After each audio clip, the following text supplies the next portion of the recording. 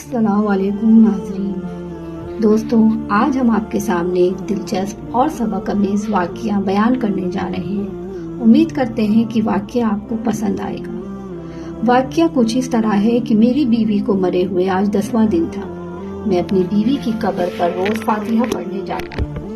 میری بیوی بہت نیک اچھی تھی، وہ ایک سمجھدار خاتون تھی۔ آج بھی میں اس کی قبر پر فاتحہ پڑھنے آیا ہوں تو دیکھا کہ 5 مرد میری بیوی کی قبر کے پاس کھڑے ہوئے۔ مجھے دیکھتے ہی وہاں سے چلے گئے۔ مجھے بہت تعجب ہوا کہ وہ کون لوگ ہیں اور میری بیوی کی قبر پر آخر کیا کر رہے ہیں۔ روزانہ ایسا ہی ہونے لگا۔ میری بیوی کی قبر کے پاس مرد کھڑے ہوتے اور مجھے دیکھتے ہی چلے جاتے۔ اماں سے پوچھا تو بولی، بیٹا سچ تو یہ ہے کہ تیری بیوی کے یار ہیں یہ سب۔ تیری بیوی بہت بد کردار تھی اور تجھے اس لیے نہیں بتایا کہ تیرا گھر نہ خراب ہو۔ مجھے فوراً سے گھن آنے لگی۔ اسی رات میری بیوی خواب میں آئی اور بولی، میری قبر کھولو۔ اسی رات میں بیوی کی قبر کھودنے گیا اور جو ہی قبر کھولی تو اندر جھانکتے ہی پاؤں تلے زمین نکل گئی۔ میرا نام اسد ہے، میں کراچی کا رہائشی ہوں، لیکن کام کی غرض سے اکثر گھر بلکہ شہر سے بھی دور رہتا ہوں۔ والد کا انتقال 16 سال کی عمر میں ہی ہو گیا تھا۔ ماں نے بڑی محنت سے فوج میں بھرتی کروایا، حالانکہ میرا فوج میں جانے کا کوئی ارادہ نہیں تھا۔ پیچھے ماں اکیلی ہوتی، لیکن ماں نے اپنی قسم دے کر بھیج دیا۔ 4 سال کی طویل ٹریننگ کے بعد گھر آیا تو ماں نے منگنی کر دی اور میں واپس چلا گیا۔ اگلے 2-4 سال بعد میں چھٹیوں میں آیا تو ماں کا اکیلا پن دیکھ کر واپس جانے کا من ہی نہ کیا۔ جب ماں نے دیکھا کہ میں واپس نہیں جا رہا تو ماں نے کہا، شادی کر لو، اس طرح میرے پاس تمہاری دلہن آ جائے گی اور میں اکیلی نہیں رہوں گی۔ وہ دونوں تھی تو عورتیں، لیکن میری اماں نے مجھے منا ہی لیا۔ میری بیوی بہت نیک پارسا اور خدمت گزار تھی، میری اماں کا بہت خیال رکھتی۔ وہ دونوں آپس میں گھل مل گئی تھی۔ میں بھی اماں کی طرف سے مطمئن ہو گیا تھا۔ میری روانگی کا وقت قریب آ گیا تھا۔ میں نے اپنی شریک حیات کو اماں کا خاص خیال رکھنے کی تاکید کی، حالانکہ اس کی ضرورت نہ تھی۔ اس نے کبھی مجھے شکایت کا موقع نہیں دیا تھا۔ جس دن میں جانے لگا تو دیکھا کہ دروازے پہ 2 خواتین کھڑی ہیں جنہوں نے اپنے چہرے چھپائے ہوئے تھے۔ مجھے دیکھتے ہی ایک دم سے بوکھلا گئی اور ایک دوسرے سے کہنے لگی، چل چل یہاں سے چل، ہمیں آج یہاں آنا ہی نہیں چاہیے تھا۔ میں سمجھی تھی، ان کی طرف دیکھ رہا تھا کہ ان میں سے ایک بولی، معاف کر دو بیٹا، ہم شاید غلط گلی میں آ گئے ہیں، ہم چلتے ہیں۔ میں حیران ہو کر ان کو دیکھنے لگا۔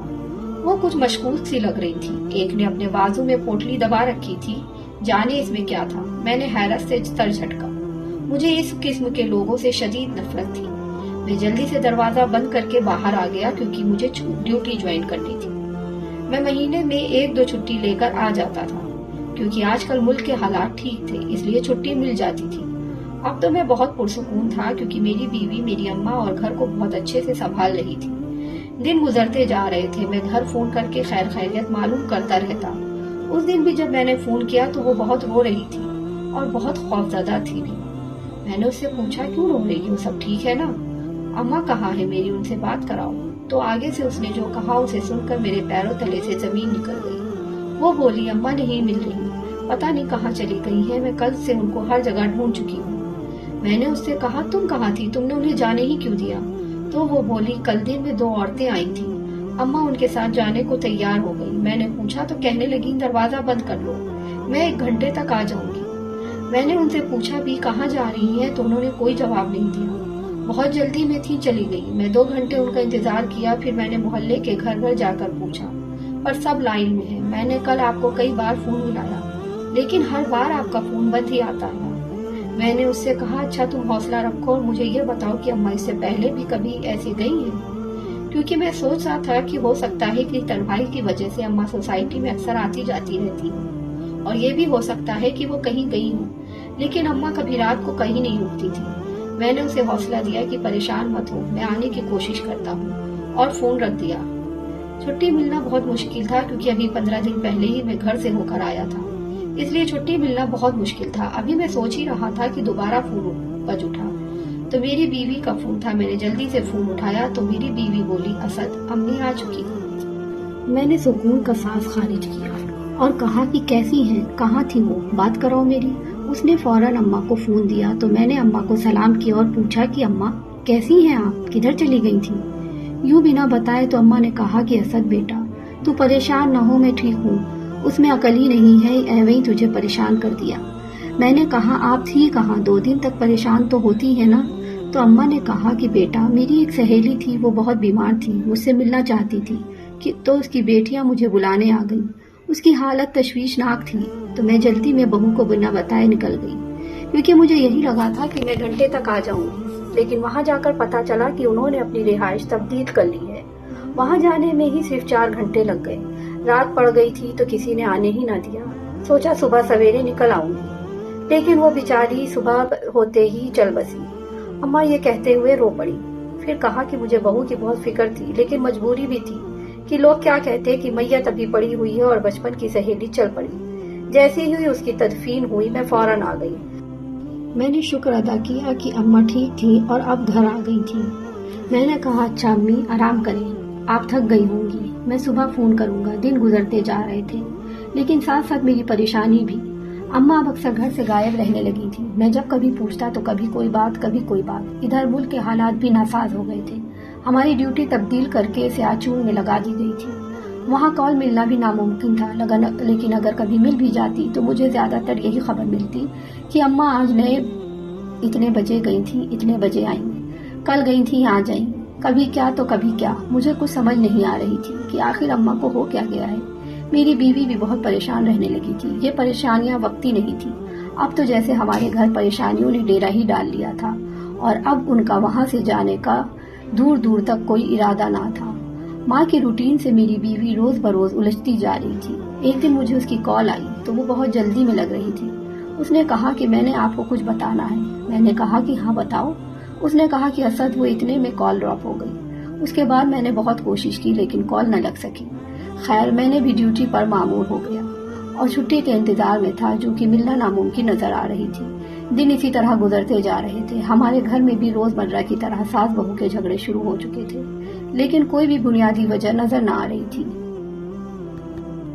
ایک دن مجھے حیرت انگیزی طور پر 1 مہینے کی چھٹی دے دی گئی، حالانکہ میں نے کوئی درخواست نہیں دی تھی۔ خیر میں نے اپنا سامان باندھا اور گھر کے لیے نکل پڑا۔ مجھے نہیں پتا تھا کہ گھر پہنچنے پر ایک قیامت میرا انتظار کر رہی ہے۔ ادھر میری دنیا لٹ چکی تھی اور ادھر میں مزے سے سفر انجوائے کر رہا تھا۔ میرے وہم و گمان میں بھی نہ تھا کہ یہ چھٹیاں مجھے کس لیے دی گئی ہیں۔ میں 2 دن کے طویل سفر کے بعد جب میں گھر پہنچا تو میرے پیروں تلے سے زمین کھسک گئی، ساتوں آسمان ایک ساتھ مجھ پر ٹوٹ پڑے۔ قیامت تو گزر چکی تھی اور میں کتنا بد نصیب شخص تھا۔ جب میں اندر داخل ہوا تو دیکھا کہ گھر کے صحن میں کچھ عورتیں بیٹھی ہوئی ہیں، دانے پڑ رہی تھیں اور کچھ سپارے پڑھنے میں مشغول تھیں، اور ایک طرف کچھ مرد حضرات کھانا پکانے اور کھلانے میں مصروف تھے، اور دوسری طرف دھڑا دھڑ پھل کاٹے جا رہے تھے۔ ہمارا گھر پوری سوسائٹی کے لوگوں کے جمع تھے، لیکن ان میں سے مجھے اماں اور میری بیوی کہیں نظر نہ آئی۔ مجھے ایک دم کچھ غلط ہونے کا احساس ہوا۔ میں نے دل ہی دل میں کہا اللہ کرے جو میں سوچ رہا ہوں وہ سب جھوٹ ہو اور یہ سب ایک خواب ہو۔ میں بھاگ کر اماں کے کمرے میں گیا تو ایک سکون کے لہر جسم میں دوڑ گئی۔ اماں جائے نماز پر بیٹھی دعا مانگ رہی تھی۔ میں فوراً اماں تک گیا، لیکن جیسے ہی ان کے چہرے پر نظر پڑی میں ایک دم خوفزدہ ہو گیا۔ اماں کی آنکھیں سوجی ہوئی تھیں، جیسے وہ کافی دیر تک روتی رہی ہوں۔ اماں نے جیسے ہی مجھے دیکھا تو میرے گلے لگ گئی اور پھوٹ پھوٹ کر رونے لگی، اور ان کی اگلی بات نے میرا کلیجہ چیر دیا۔ وہ زاروں قطار رو رہی تھیں اور ساتھ میں کہہ رہی تھیں کہ مجھے معاف کر دے بیٹا، میں تیری امانت سنبھال نہ پائی۔ ہائے میرا بیٹا لٹ گیا، ہائے اسے بھری جوانی میں روگ لگ گیا، ابھی تو اس نے اپنی اولاد کی خوشی بھی نہ دیکھی، اللہ جانے کس کی نظر کھا گئی، میرے بچے کی ہستی بستی دنیا اجڑ گئی، میرا بچہ اکیلا ہو گیا۔ میں حیرت کا مجسمہ بنا اماں کے گلے لگا ہوا تھا۔ جو کچھ میرے کان سن رہے تھے اس پر یقین کرنا مشکل تھا۔ میں نے بے ساختہ اپنی بیوی کو آوازیں دینا شروع کر دیا اور کہا کہ کہاں ہو تم، جلدی آؤ ادھر، اماں کے لیے پانی لے کر آؤ۔ میری آوازیں سن کر اماں اور زور زور سے رونے لگی اور باہر کی عورتیں اٹھ کر کمرے کے دروازے میں کھڑی ہو گئیں اور منہ پر ہاتھ رکھ کر رونے لگی۔ ان میں سے کوئی میری طرف افسوس سے دیکھ رہی تھی تو کوئی دکھ سے، کسی کی نظروں میں ہمدردی تھی اور کسی کی نظروں میں رحم۔ میں نے اماں سے کہا کہ اماں تیری بہو کہاں ہے؟ یقیناً سو رہی ہوگی، اسے تو نے بہت سر پر چڑھا لیا ہے، اسے نہیں پتا کہ آج شوہر گھر آیا ہے تو اسے پانی پوچھے۔ मैं उसे खुद उठा कर लाता हूँ। मैं जैसे ही अम्मा के पास से उठा, अम्मा ने मुझे पकड़कर चारपाई पे बैठा लिया और बोली कि तुझे सदमा लग गया है पुत्र, तू यहाँ बैठ, तेरी बीवी चली गई है, वो हमेशा के लिए गई है, अब उसे कोई नहीं जगा सकता। तूने उसे मेरे साथ के लिए छोड़ा था, लेकिन वो मुझबूरी को अब फिर अकेला कर गई है। उसे जरा ख्याल नहीं आया, न तेरा न मेरा, कि हम पीछे अकेले कैसे रहेंगे। अब कोई तुझे पानी नहीं पूछेगा बेटा, तेरी बीवी मर गई है, अब कभी नहीं जागेगी, वो कभी नहीं उठेगी। अम्मा के अल्फाज थे या कोई मौत का ऐलान।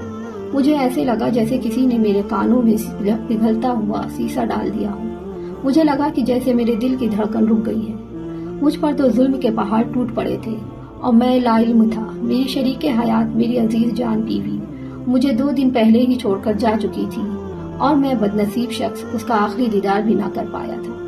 कैसा साथ था हमारा, मैं तो उसकी मैयत को कंधा भी न दे सका। मैं अम्मा की गोद में सर रखकर बच्चों की तरह रो दिया।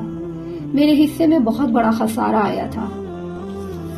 जब मैं अपने दिल का सारा गुबार निकाल चुका तो अम्मा ने कहा कि मुझे माफ कर दे बेटा, मैं तुझसे आखिरी दीदार भी छीन लिया, लेकिन मैं क्या करती। जनाजे की हालत ऐसी नहीं थी कि 2 दिन रखा जाता, इसलिए दफन करना पड़ा। मैं अम्मा की बात पर चौंक पड़ा और अम्मा से पूछा कि क्या मतलब, जनाजे की हालत ऐसी नहीं थी, क्या हुआ था उसे, उसकी मौत कैसे हुई। अम्मा एक पल को मेरा सवाल सुनकर गड़बड़ा गई और फिर फौरन बोली कि वो उस छत की एक तरफ से रेलिंग टूटी हुई थी। वो ये बात जानती थी, लेकिन फिर भी पता नहीं कैसे वो उस तरफ चली गई। मैं नमाज पढ़ रही थी कि मुझे उसकी चीख सुनाई थी। साथ ही ऐसे लगा कि कोई सहन में आ गिरा हो। मैं भागी बाहर पहुंची तो देखा वो खून में लथपथ पड़ी है। पड़ोस वाले भाई साहब की मदद से अस्पताल लेकर गई तो पता चला कि सर बुरी तरह फट गया है, पसलियां और कमर की हड्डी चूर चूर हो गई हैं। 20 मिनट जिंदा रही फिर जान दे दी। ये कहते हुए अम्मा एक बार फिर रो पड़ी। मैंने उनको तसल्ली दी और कहा कि मैं कब्र पर जाना चाहता हूँ। अम्मा ने एक पड़ोसी के साथ मुझे कब्रिस्तान भेज दिया।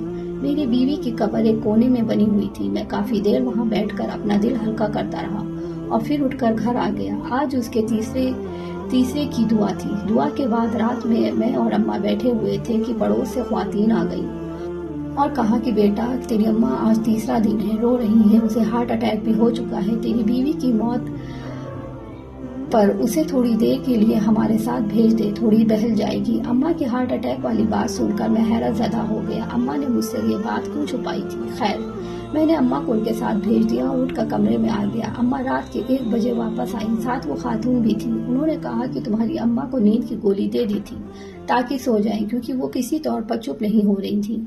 अभी जागी है तो ले आई हूँ। मैं तो कह रही थी कि रुक जाए इधर ही, लेकिन उन्होंने कहा कि मेरा बेटा अकेला है।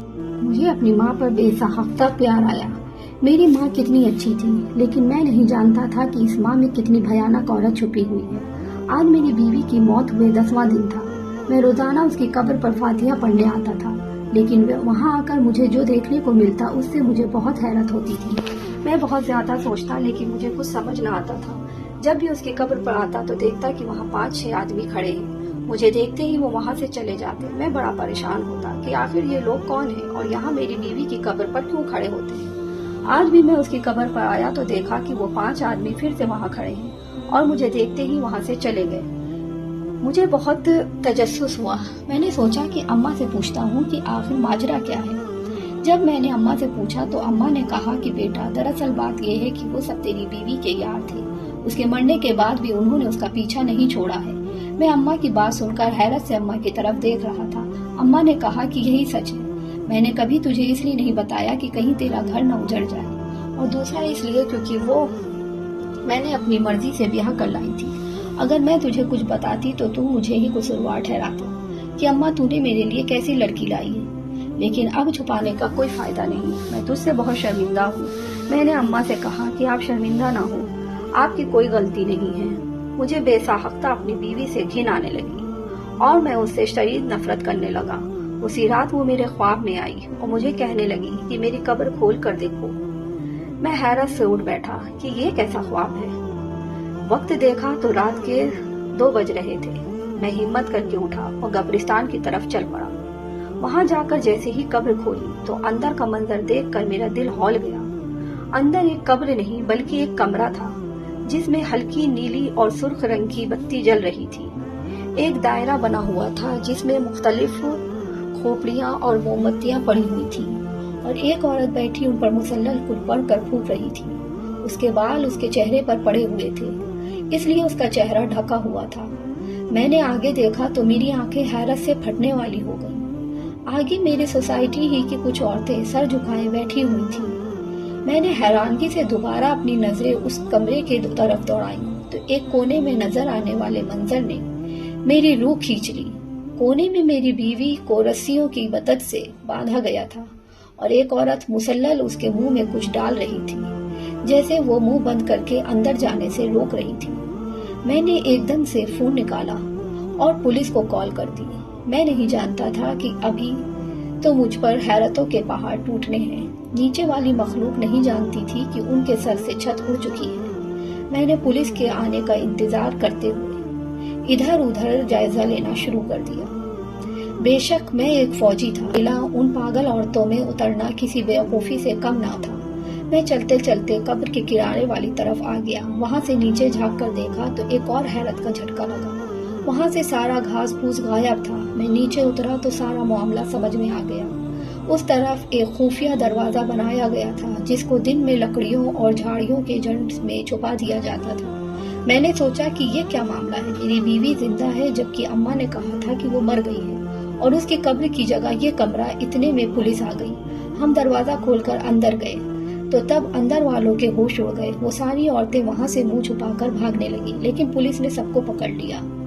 انسپکٹر نے اس چہرہ چھپائی ہوئی عورت کو پکڑا تو وہ چیخنے لگی اور کہنے لگی کہ مجھے چھوڑ دو، تم مجھے جانتے نہیں ہو، میں تم سب کو بھسم کر دوں گی۔ میں اماں بھی ہوں، اماں بھی، میں ناکام نہیں ہو سکتی، صرف 2 راتیں اور اس کے بعد میں اس کی بلی دے کر امر ہو جاؤں گی۔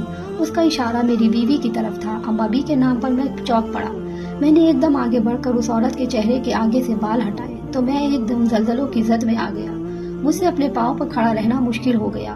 وہ اماں بھی کوئی اور نہیں بلکہ میری ہی ماں تھی۔ میرے لیے یقین کرنا مشکل تھا کیونکہ میری ماں تو 5 وقتہ نمازی اور تہجد گزار تھی۔ پھر یہ شیطانی عورت کیسے پولیس ان سب کو پکڑ کر لے گئی؟ میں اپنی بیوی کے پاس گیا جو بے ہوش ہو چکی تھی۔ میں نے اسے رسیوں سے آزاد کیا اور گھر لے آیا۔ میرے ذہن میں بے تحاشا چکر چل رہے تھے۔ مجھے اپنی بیوی کے ہوش میں آنے کا انتظار تھا۔ جب اسے ہوش آیا تو اس نے جو کچھ مجھے بتایا اسے سن کر میری اوسان خطا ہو گئے تھے۔ میری بیوی نے کہا کہ میری ساس بہت اچھی اور نیک تھی، ہر ایک کے کام آتی تھی، وہ تہجد گزار تھی، اس لیے اللہ نے ان کے ہاتھ میں شفا بھی رکھی ہوئی تھی۔ وہ لوگوں کو دم ڈالتی تھی جس سے لوگوں کو شفا ملتی۔ آہستہ آہستہ سب لوگ میری اماں کے گریدہ ہو گئے تھے۔ وہ ماں کو بدلے میں پیسے وغیرہ دینے کی کوشش کرتے تو میری اماں کہتی کہ میں تو صرف اللہ کا کلام پڑھتی ہوں اور اس کے پیسے میں کیوں لوں۔ بلا اسی طرح جب وہ اس دن دم ڈالنے گئی تو اس بہروپیہ کافر عورت نے میری ماں کو مار دیا کیونکہ وہ کسی ایسی کی جگہ لینا چاہتی تھی جو بہت اچھا ہو، یعنی جس کے سب قدر کرتے ہوں اور وہ اس کی آڑ میں اپنا گھنونا کام سر انجام دے سکے۔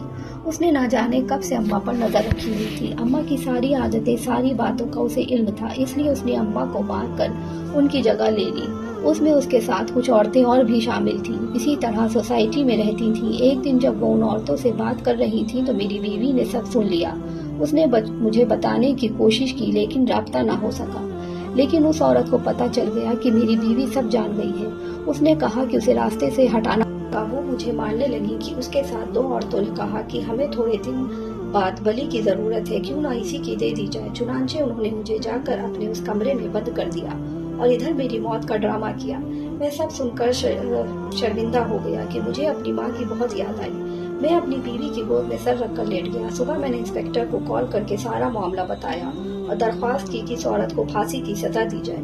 ہمارے درمیان کب کیسے لوگ گھس آتے ہیں ہمیں پتہ ہی نہیں چلتا۔ جب تک ہماری آنکھیں کھلتی ہیں تب تک بہت دیر ہو چکی ہوتی ہے۔ پیارے دوستوں، آج کی ویڈیو آپ کی کیسے لگی؟ اپنی رائے کمنٹ باکس میں ضرور دیجیے گا۔ ویڈیو پسند آئے تو ویڈیو کو لائک اور چینل کو سبسکرائب ضرور کریے گا۔ انشاءاللہ اگلی پوسٹ کے ساتھ جلدی حاضر ہوں گے۔ اللہ